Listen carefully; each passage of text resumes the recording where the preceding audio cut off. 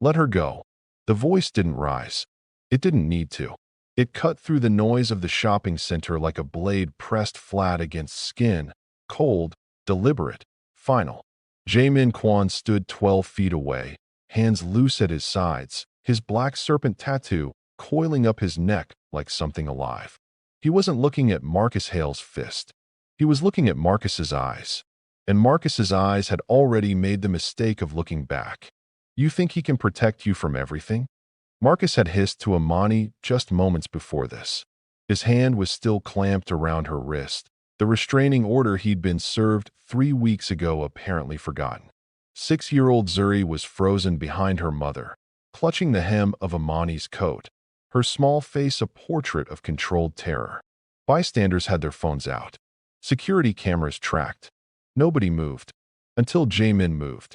Days earlier, Imani Rhodes had been a medical receptionist running 15 minutes late to pick up her daughter from school. She had not been the kind of woman who attracted men like Jae-min Kwon. She had not been looking for anyone. But let's go back to where this truly started. 3 days earlier. The lunch rush at Meridian Medical had just broken when Imani's coworker Dana leaned over the front desk with the expression of someone delivering terrible weather news. "Your ex is in the parking lot," Dana said. Again, Imani didn't look up from the intake forms. "How long? Hour, maybe. He hasn't come in. He can't. The order says 500 feet. She finally looked up. "Did you call it in?" Dispatch said they'd send someone when they could. When they could. That was the part that had been eating Imani alive for months. When they could. As if Marcus Hale operated on their schedule. As if controlling, volatile men waited politely for patrol cars to become available. She finished her shift. She walked to her car with her keys between her fingers the way her mother had taught her. Marcus was gone by the time she got to the parking structure, but she felt the absence of him the way you feel a storm that's already passed, knowing it's going to circle back. She picked up Zuri from her after-school program. They went grocery shopping at the Meridian Mall complex because it was busy and bright and public, which was the only math Imani trusted anymore. Safety in crowds. Safety in witnesses. They were in the luxury wing, which Imani had no business being in, but Zuri had wanted to look at the window display of a toy store, and Imani had learned to say yes to small joys. That was when Marcus appeared. He came from the direction of the food court, moving with the particular looseness of a man who'd convinced himself he had every right. He was wearing the gray hoodie she'd bought him 2 Christmases ago, before everything went wrong, before she'd learned exactly what kind of wrong he was capable of. Imani. Not a greeting. A property claim. She stepped in front of Zuri. "You need to leave. You're violating. I just want to talk." He was already close. Too close. His hand closed around her wrist. "You think you can erase me? 6 years. 6 years and you just... Let me go." Her voice was steady. Her hands were shaking. "Mommy." Zuri's voice was very small. The bystanders were watching. Someone was filming. Security was somewhere, probably. Dispatch would send someone when they could. And then a voice, from behind Marcus, calm as a closed door. "Let her go." Marcus turned. Jae-min Kwon stood there in a charcoal coat. No tie, no entourage. Just the stillness of a man who had never once needed to raise his voice to fill a room. "Walk away," Marcus said. Because Marcus was the kind of man who always thought he was the most dangerous person present. He swung first. What happened next took 4 seconds. Marcus swung. Jae-min wasn't there anymore. He'd moved with the unhurried efficiency of someone who had done this 10,000 times in rooms far worse than a shopping mall. One controlled deflection. One precise counter. Marcus went down hard, and he stayed down, and the sound of it echoed off the high glass ceiling. Security arrived. Not in a minute. In 45 seconds, which was not how shopping mall security worked. Police arrived in 3 minutes, which was not how dispatch worked. And when the officers reached Jae-min, they did not tell him to put his hands up. They did not reach for their radios. They looked at him the way junior employees look at the person who signs their checks. Careful, respectful, aware that the normal rules might not apply here. Imani watched all of it. She was holding Zuri against her side, one hand over her daughter's ear, as though she could muffle reality. Marcus was handcuffed. He was screaming about lawyers and rights and how she'd done this. She'd set this up. She'd brought this man here. Nobody was listening to Marcus anymore. Jamin straightened his coat. He crossed to Imani. He did not smile. He did not offer his hand. He reached into his breast pocket and produced a simple white card. No name on the front, just a number, and he held it out. "Call this number if he ever comes near you again," he said. "Not the police." Imani took the card because she didn't know what else to do. Zuri, still pressed against her mother's side, looked up at this man with his black serpent tattoo and his absolute composure, and she said, very quietly, "Mommy, is he a superhero?" Something moved across Jamin Kwan's face. It was brief, a loosening, a softening, the way ice shifts when it's about to melt. Then it was gone. "Get home safe," he said, and he walked away. If you're watching this right now, drop your city in the comments below: London, Lagos, Toronto, Houston, wherever you are. I want to know where this story is landing. And if this opening already has you hooked, hit that like button right now. Your support is the only reason stories like this one keep getting told. That night, Zuri was asleep by 8:30, which almost never happened. Trauma has a way of exhausting children completely. Imani sat at the kitchen table with a glass of water she hadn't touched and the white card in front of her. She turned it over. Just the number. No name. No company. Nothing that could be searched. So she searched the man himself. She typed, Jamin Kwan. She added, businessman. She added, Korean. She scrolled. There were photographs, charity galas, trade conferences, a ribbon cutting at an international logistics hub. There were press releases about his import-export firm, KW Global, which apparently operated across 14 countries. There were the kinds of articles that get written about powerful men who remain just far enough from the spotlight to stay interesting. And then, buried in a financial watchdog newsletter from 3 years ago, 6 words that made her set down her phone. Syndicate connections alleged. Investigation dropped. Case closed. She stared at the screen. Her sister Tasha called at 10:15, which was not unusual. Tasha had a radar for moments when Imani needed to be talked off or into something. "I heard what happened at the mall," Tasha said immediately. "Dana texted me. Are you okay? Is Zuri okay?" "We're fine." Imani paused. "Tasha, the man who stepped in. Do you know who Jamin Kwan is?" A beat of silence. "Why do you know that name?" "He gave me his card." "Imani." Tasha's voice dropped. "Men like that don't protect people for free. There's always a cost. You don't know what you're walking into." "I'm not walking into anything. He just handed me a card." "He handed you an obligation dressed up as a card. Throw it away." Imani didn't throw it away. She put it in the drawer under her silverware organizer, which was where she kept things she wasn't sure what to do with yet. 3 days later, she had to be sure. It started with Marcus's brother, Devin. Devin was softer than Marcus in every way except the one that mattered. He was loyal. He showed up at Meridian Medical on a Tuesday morning and stood in the waiting room until Imani came to the desk, and then he said, very quietly, so none of the other patients could hear, "You made a mistake. I need you to leave," Imani said. "My brother's in jail because of you and some man you brought too. I didn't bring anyone. Please leave or I'll call security." Devin left. He came back the next morning. He called the main line twice. He emailed the practice's contact address with a message that was just vague enough to be unprovable and specific enough to be terrifying. On the 4th morning, he didn't come. He didn't call. He didn't email. Imani waited 2 full days for the other shoe to drop. It didn't drop. On Friday afternoon, she received a text from an unknown number. 2 words. Handled. She sat with that word for a long time. Handled. Past tense. Decisive. Offering no explanation of what had been handled or how. Just the fact of it, delivered with the confidence of someone who never had to explain their methods because their methods worked. She hadn't called the number on the card. She hadn't asked for help. She had not, in any conscious way, signaled that she needed it. So how had he known? That question followed her home. It followed her through dinner and bath time and Zuri's bedtime story. It was still there when she looked out her window before turning off the kitchen light and noticed, parked across the street, two black SUVs she had never seen on this block before. They weren't threatening. They weren't flashing lights or revving engines. They were just there, the way a second lock on a door is just there, quietly asserting that someone had thought about her security and made a decision about it without being asked. Imani closed the curtains. The next morning, she got Zuri to school, drove to KW Global's downtown offices, and went inside. The lobby was cold. Marble and floor-to-ceiling windows and the kind of silence that only money can buy. The receptionist had the look of someone who had been trained to be professionally unsurprised by anything.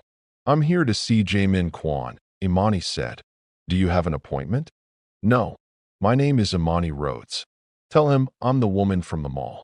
She was on the 43rd floor 11 minutes later.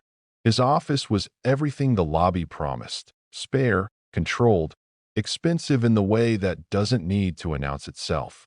Jaemin was standing at the window when she entered, looking out at the city below with his hands clasped behind his back.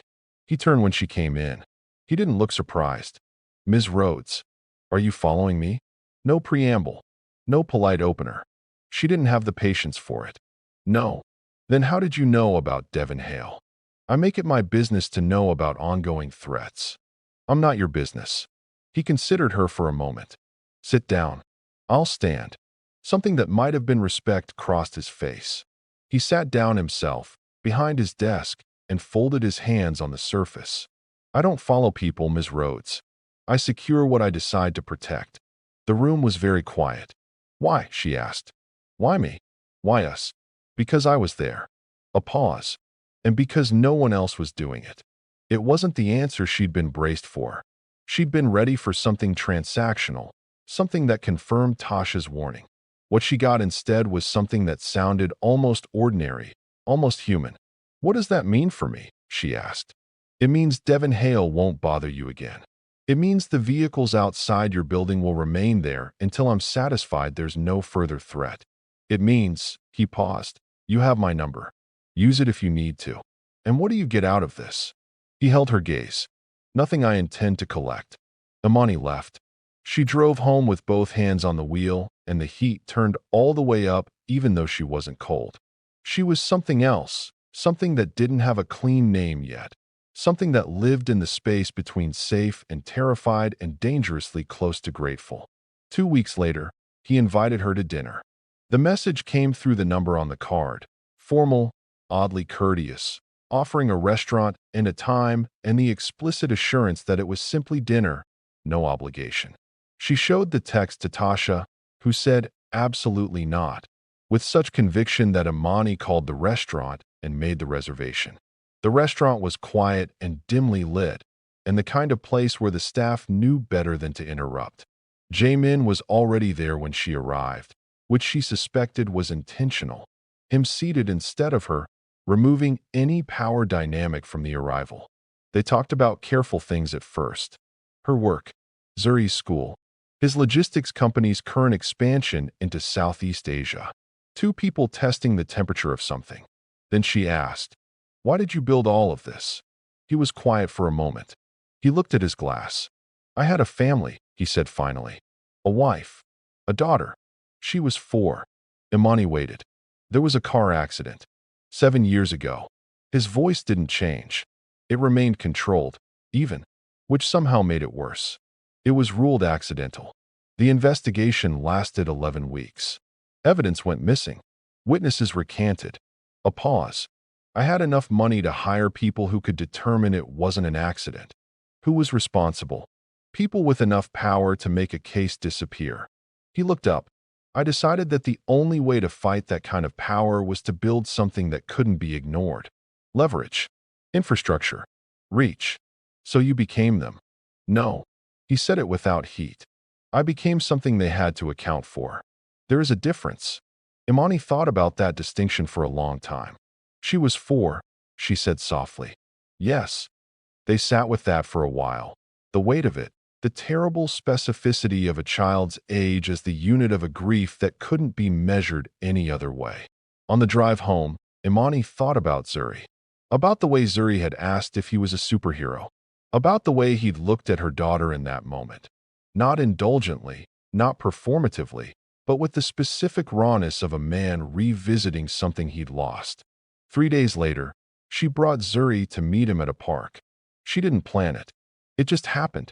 They were walking and Zuri saw the black SUV she'd started to recognize and said, "Is that the superhero's car?" And somehow 15 minutes later, they were sitting at a picnic table with Jamin across from them. And Zuri was explaining in exhaustive detail the rules of a game she'd invented at recess.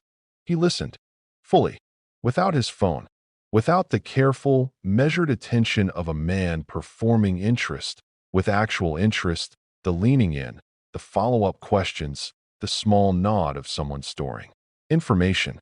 "You're very serious about the rules," he told Zuri. "Rules matter," Zuri said. "Otherwise, everything is chaos." He looked up at Imani over her daughter's head. Something passed between them. "She's right," he said. Imani felt the pull of him like a tide, slow, irresistible, indifferent to her resistance. She was falling for a man who moved through the world by making calls nobody questioned and having problems disappear without explanation. She was falling for him anyway. She was also terrified of what that said about her. She had left Marcus because he'd needed to control everything. Was this different?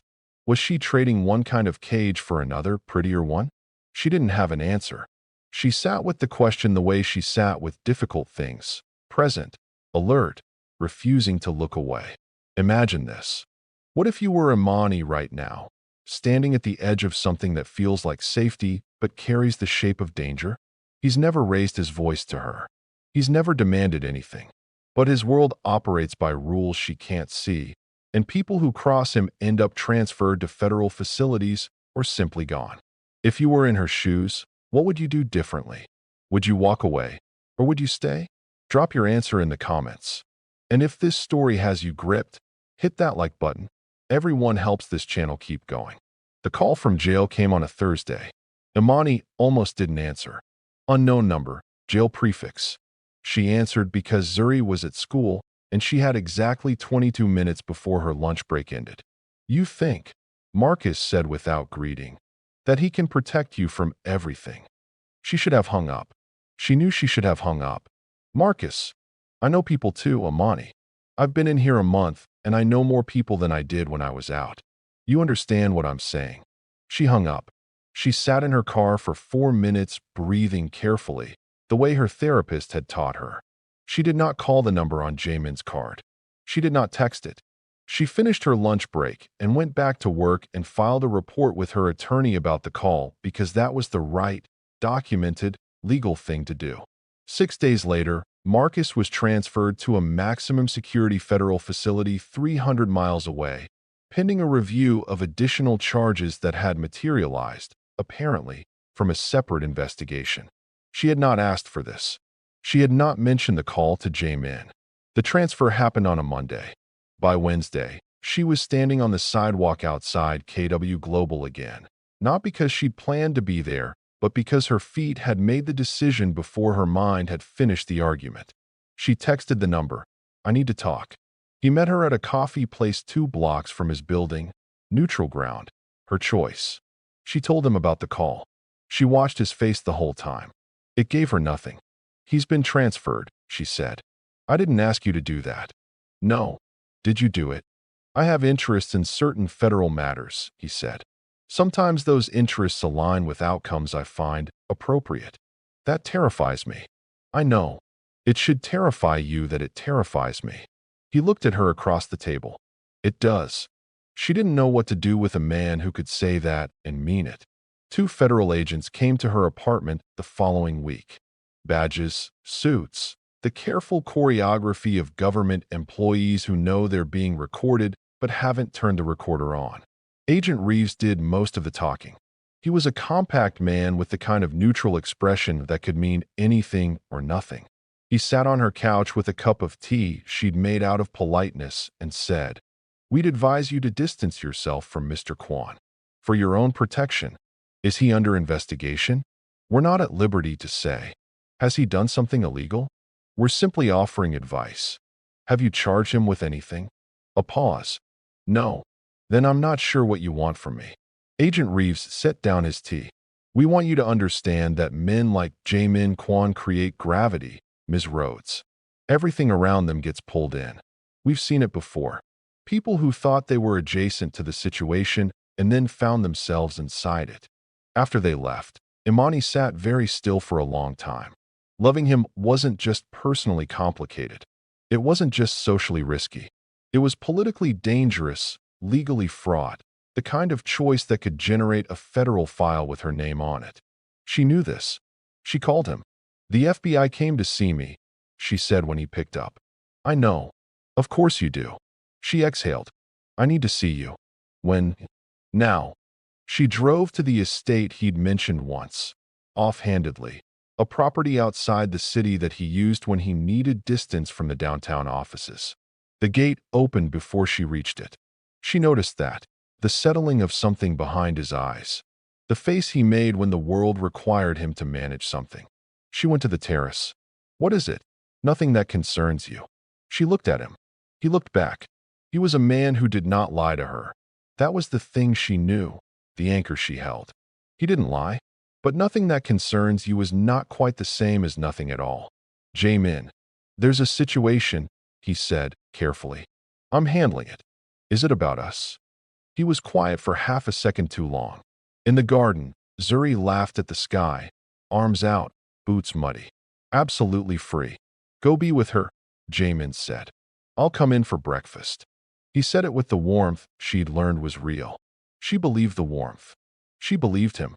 She just also believed, in the deep, unignorable part of her that had kept her alive through the previous year, that somewhere in a room she'd never seen, someone was holding a photograph of her face.